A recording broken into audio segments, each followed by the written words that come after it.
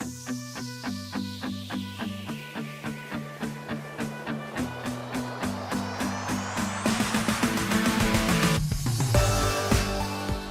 guys, Shane McMurray from the Wedding Report. In this episode, I interview Hope, who is the owner of Black-Tie Babysitting. They are a site babysitting company, headquarters out of Dallas, Fort Worth, and they also have a location in Washington, D.C. It's a little bit of a unique interview because it's not something you would normally find in the wedding space, but I think it's really good. Great opportunity. Enjoy. All right, so Hope, tell me about your business. Tell me what you do. Tell me what city you're located in. Tell me your website, Instagram, all that good stuff. Sure, sure. Well, so my name is Hope Bori Hunter, and I own Black-Tie Babysitting Incorporated. And so we provide on-site childcare at special occasions and events. 85% of our business is in the wedding industry. And so we are headquartered here in Dallas, Texas, where you can have heat one day, storms the next day, and a tornado the next, and That's then for snow. sure. So, and then we are also in the DMV area. So that's Washington, D.C., Maryland, and Virginia. Really? Wow, that's great. Yes. So you have two locations, or Washington, D.C. area and Dallas, Fort Worth? Yes. So the DMV area is a branch area for us. I still, I have a regional director out there. That's wonderful. But I still pretty much run the company from our headquarters here in Dallas. That's nice. So this is kind of an interesting space, right? Because, when we were talking through email, you were telling me, hey, I don't really do like the wedding stuff, but I do this. And I think this is very interesting because I don't think people think about like the childcare part of the wedding. Like if you just got kids running around or someone's, so this is it. Tell me what goes into what you do. Sure. So first and foremost, I want to thank you because you were really important when I first started my company, because I took a really intensive business incubator class, if you will, and all the data that I used was from you and from the report. Thank you. So thank you for putting that out. But like you said, it was a sell back then, a really hard sell. Now it's not.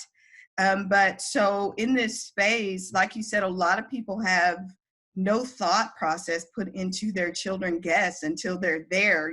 They've invited their friends and family, and they come with the expectation, oh, my kids can come.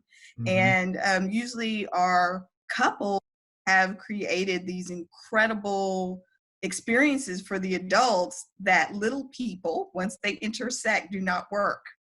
So we fill a void there that their guests can still come. They don't have to alienate anybody or have difficult conversations, but they also don't have to have children guests in the adult experience. And so we curate an event that is for them in a separate room, but we're there on site. So all the families get to attend the event together. They get to leave together, but have really wonderful separate experiences. So what do you guys do for like outside events? So I can see like for an event that's in a place, you have a separate room where you do that. But what about for outside? How's that work? Outside is one of the most challenging types of events for us because they can run. Yeah. Okay, Yeah, there's a right. lot of open space. So out, yeah.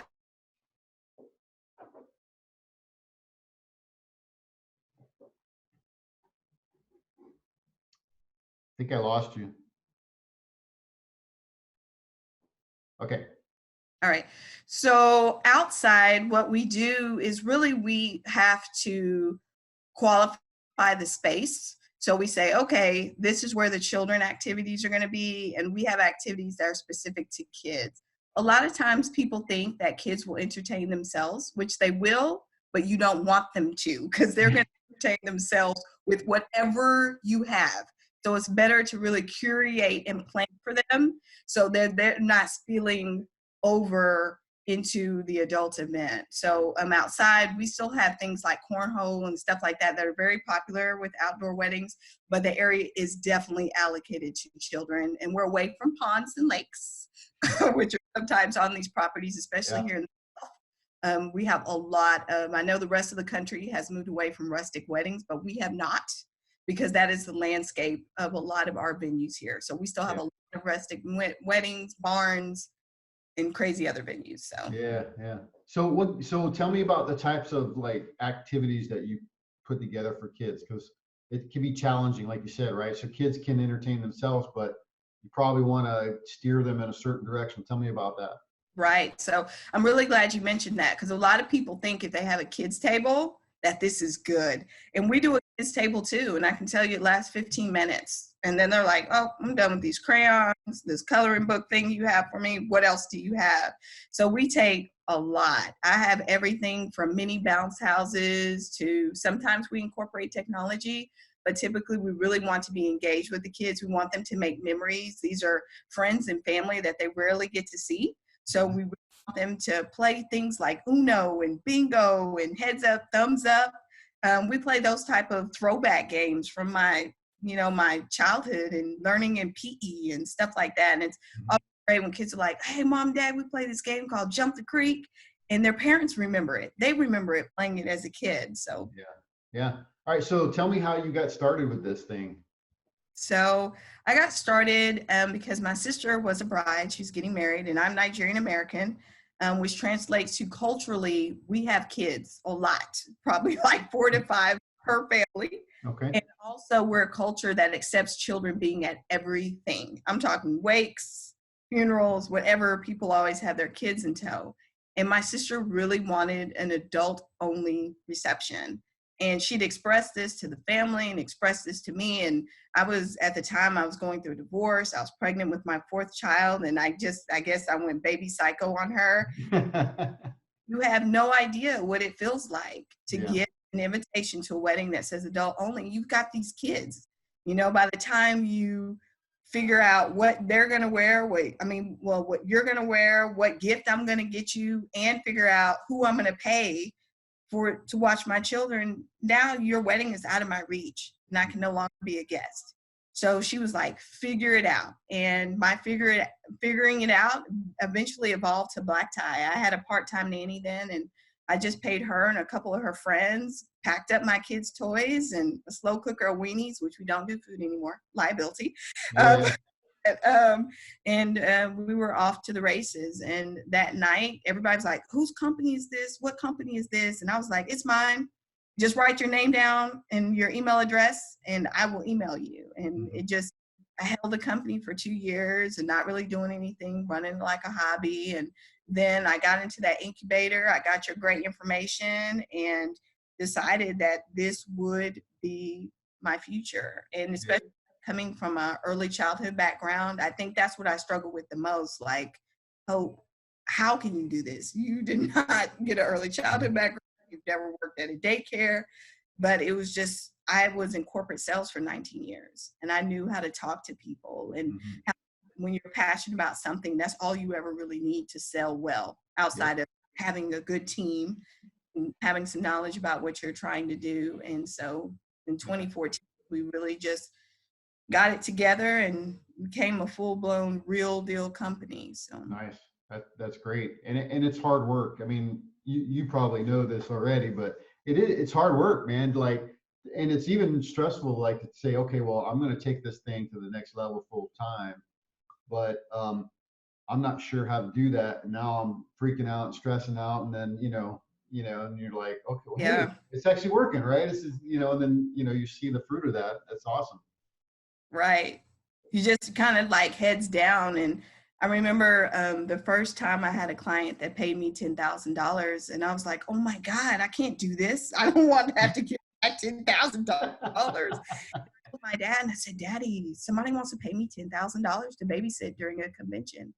And well, I said, someone wants to pay me $10,000. My dad was like, to do what? I was like, babysit. And it was so mind blowing that someone would pay me that much money to babysit. But like you said, it's a real functioning business. There's a lot of things that people don't think about that go into it. So yeah. Yeah. So if I have a wedding and I mean, I think you said you're doing mostly weddings right now, right? Mm-hmm. What is 85% of our business. Yeah, so what does it cost me to get someone to do your work? at a wedding? Well, it's all customized pricing, and it's based on the number of kids you're anticipating and their ages, because we have ratios. Yeah. Our ratios are much lower than like a daycare, because a daycare is a place that was envisioned for children, Right. whereas a hotel meeting room, a resort, an outdoor space was not. So we have to have more people, more eyes. Yeah. On the ground. So, but I mean, on average, I would say your average wedding, which we see like your average 150 to 200 person wedding will give you 25 kids on average. I would say you're probably in that $1,500 to $2,000 price range, which isn't ridiculous. That's not bad, actually. Give your parents a carefree evening, and then you're off a carefree evening. Because I mean, there's a lot of stuff that little people can do. They can interrupt your mother, father. I mean, you know, the dances. They can interrupt speeches. They can slide through your dance floor. I've had so many DJs tell me, like, the minute the kids hit the dance floor, it turns into a kids party. Like the adults just part like the Red River. I mean, Yep. and the Red Sea, and just don't want to do it. And then also I've had photo booth people tell me that they become a quasi daycare. They don't have professionals there on site. All the kids just keep coming, keep coming, keep coming. And that really stops them from, you know, having this great experience with the adult guests, as well as, I mean, they get tips too from the adult guests and those. So that stops them. If there's a bunch of kids, adults will be like, oh no, let's not go over there right now. Right, So. right. Yeah, that's great. So if you were, you know, advice for couples getting married, what would you say? What would you tell them? Well, the one thing I would tell them, especially if you contact a company like ours, because there's a handful of us out here nationwide, is that we're not referees. It's not my job to tell you you have to have kids. If you call me, I'm not going to sell you on having kids. I'm just there to tell you about our option, you know, that type of thing. I think that everyone has their reasons that they want us, and it's not my job to sell you on my reasons why I think you need us. And I just think that you should be prepared that this is a professional business and a professional service. So your ideas of, well, we pay a sitter at home $10 an hour, or, you know, the daycare workers at the church, or, you know, the nursery workers, they said they would do it for $10. That's great.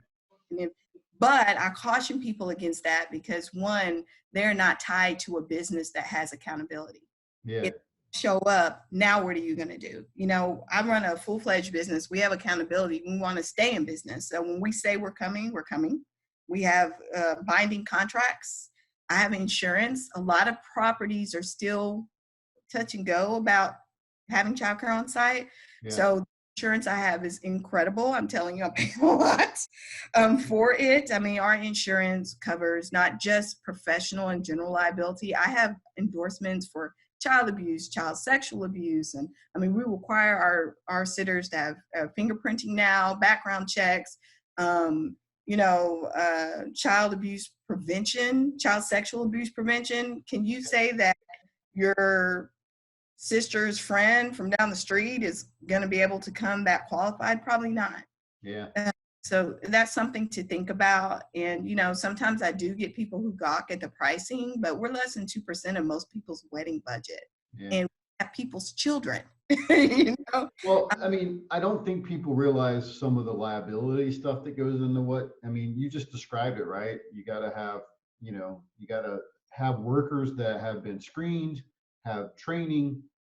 You have liability to make sure that they follow the laws and the rules, and there's probably some restrictions, and it's probably different by state or by county around how many people need to be there to watch how many certain numbers of children, right? And you have regulations and laws that you have to follow to make sure that you can do this job in this business. And it's not just, you're right, it's not just like, hey, I pay them 10 or 20 bucks to babysit. And yeah, it's quite different.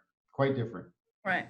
Well, and I think the thing too for couples to know is when you contact a company like this, like mine, you painstaking attention to details that you're not even thinking about. Because there's some venues here in Dallas that won't let you bring in crayons.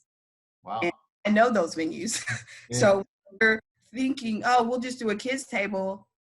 When they stop you at the door and say you can't bring in those crayons, now what is your plan? Yeah. You know, I know that stuff, which is stuff that people don't think about and know about. If you have a child with wheat allergies, they can't play with Play-Doh because Play-Doh has wheat. That's stuff that people do not know and will throw on a table, and you could have a serious allergic reaction. And that's all information when a child comes into our care, we capture. We have a childcare waiver form that the parent complete in 3 minutes flat. I've filled it out myself several times just to test. And that lets us know about their child. And there's just so much time and attention that's taken into it, because we know that you're not a daycare where, you know, the parents came and did a tour. We had an open house and you got to interview teachers. So we take it very seriously that we are what the couple decided was best for their kids. So. Yeah, that's awesome.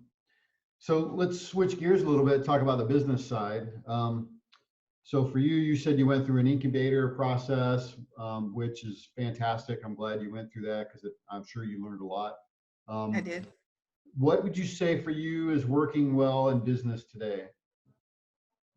What is working well in business is the fact that I'm so thankful that I wasn't early childhood development, that I was a salesperson, because this is a hard concept for people to wrap their heads around, because in most people's minds, they can say, well, we can just not have kids and not even deal with it, not prepare for them by just saying no kids. Yeah. So to say, yes, we will have kids, but we've hired this company is a hard sell. Because one, you have to sell the venue on the fact that you are a professional company, and that by having a professional company that they're assuming less liability, that kids are not going to go kill their bathrooms. They're not going to their walls, you know, because they're being professionally supervised. And then you have to sell couples, because some parents are very overzealous and they want to interview the sitters and they want to do all this stuff. And some couples are scared to, you know, meet their families and be like, no, we made a decision and this is what it is. If you don't want to, you know, utilize this service, then don't bring your kids. Yeah. And you don't either, you know, so I think just early on being able to take my sales experience and be really able to meet with venue owners, to meet with planners. We created a preferred planner program that has worked really well, where if we have a planner that books with us 3 weddings in a calendar year, they become a preferred planner. We give them perks.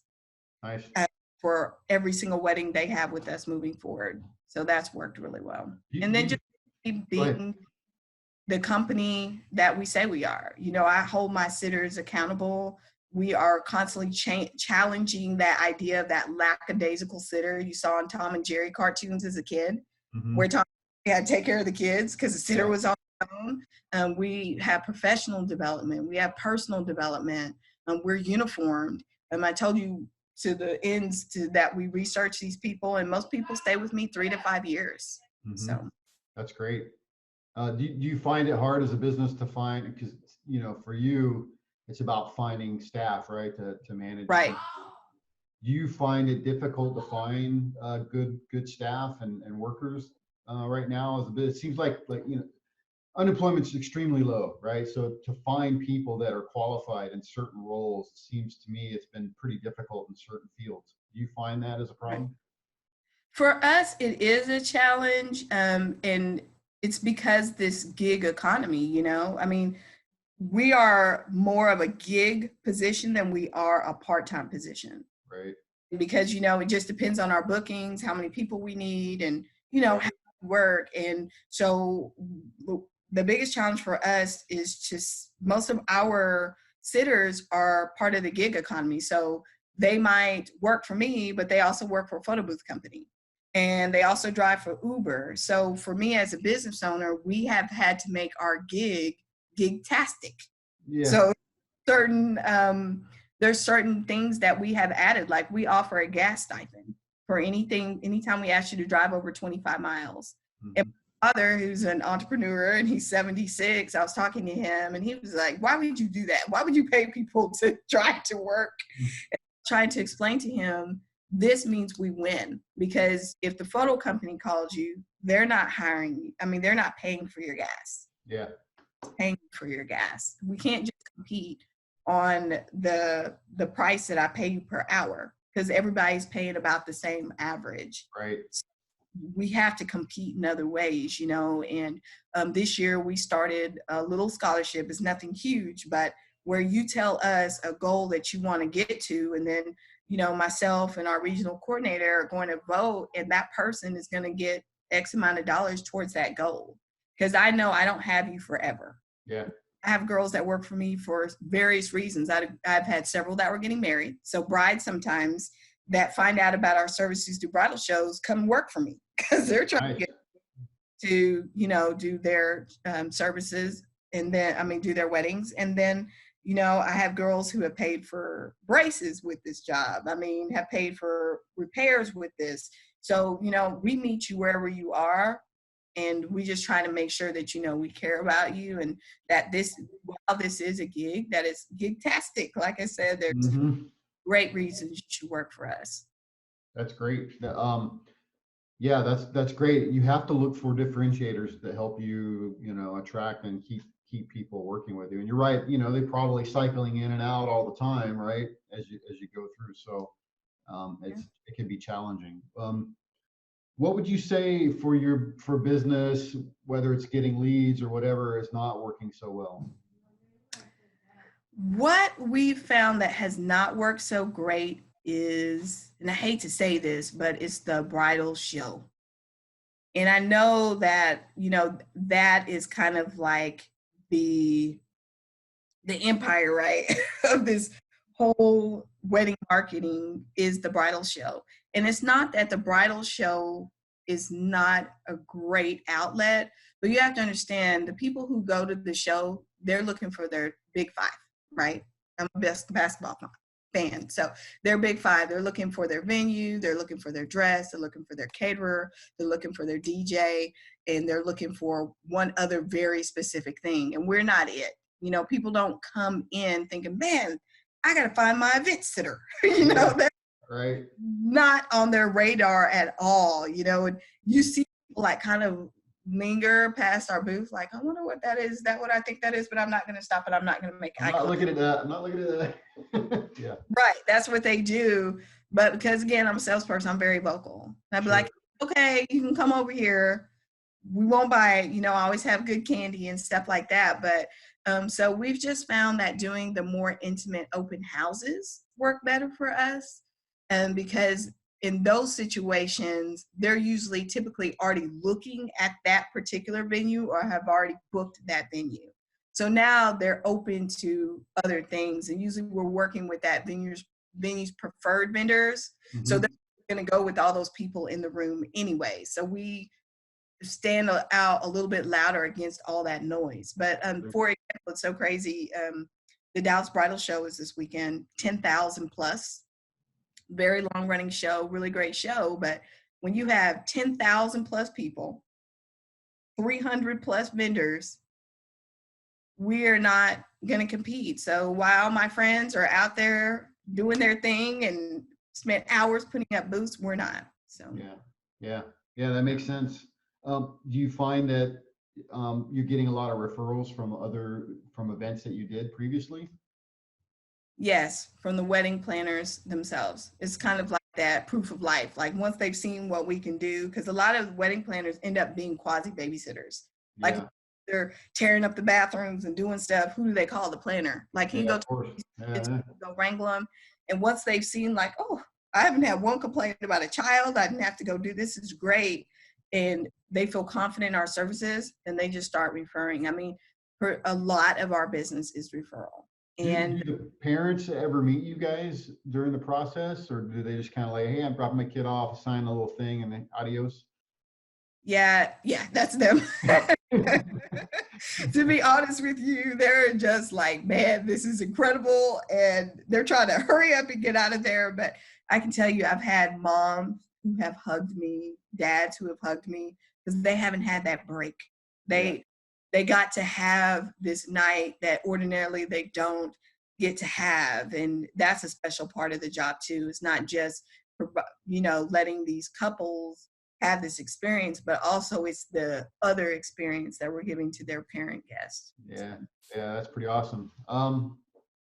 So business, you've been doing this for a little bit of time as a business owner. What advice would you give other businesses if you could give them one piece of advice?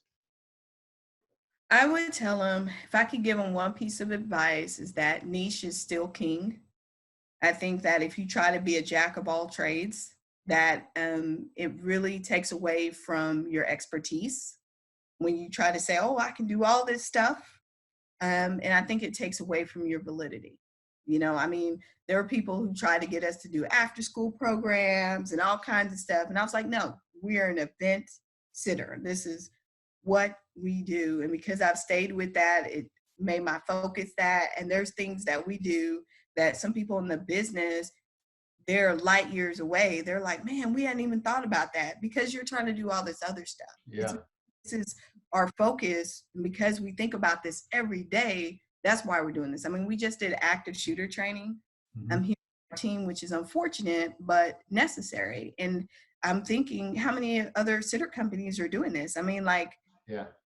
the fact that we're typically in a separate room, totally away from the main ballroom. If there was ever an active shooter that got in, we might not even be alert to it before it's a very bad situation. So I had to train my staff to, when you're taking escorting kids to the restroom, be aware, be alert. These are the things to look at, like look at things that don't look out of place, people who are dressed out of place, people who seem far away from what's going on, people who may be yelling or screaming or fighting.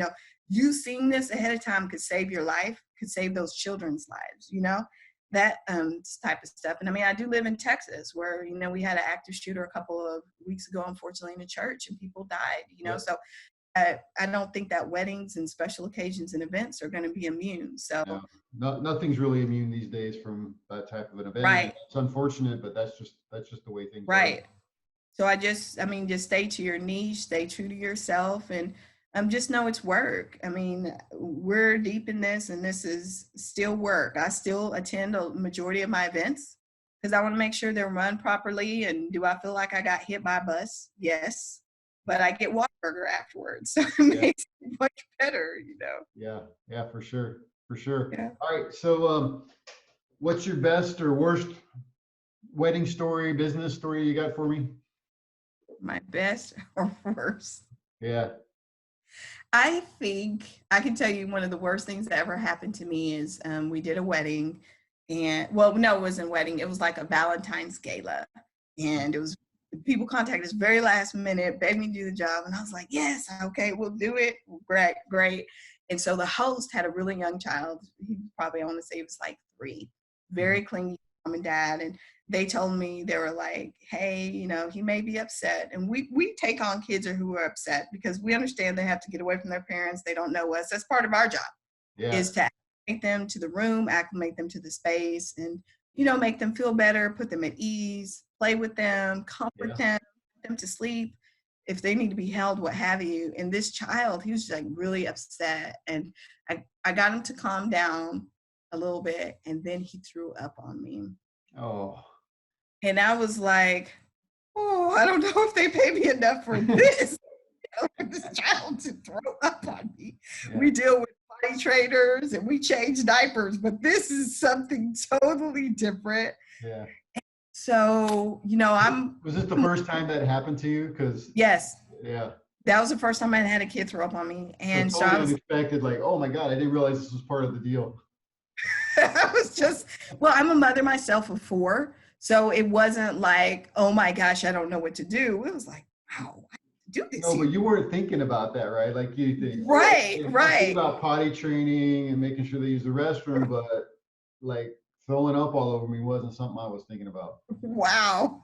And so you're like, so instantly I'm trying to make sure he's okay. I check to make sure he doesn't have a fever, because once kids gets really high fever, start doing that before they spaz. And, I'm wiping him up, cleaning him off. I can take care of myself. And my girls are like, ew, like, that's so gross. They're like telling me how glad they were that they weren't holding him. That And so I clean him up and we get him all calmed down. And at the end of the night, his mom comes up to me and was like, and I tell her, because we're always very transparent if there was any challenge with the kids or what have you. And I tell her, I said, yeah, your son threw up. And she was like, oh, yeah, he does that when he gets real upset. And I was like, wow, I wish you would warn me. We have a sheet. I'm standing here. Why did you not make me do any of this? So is that on your form now? Does your child throw up?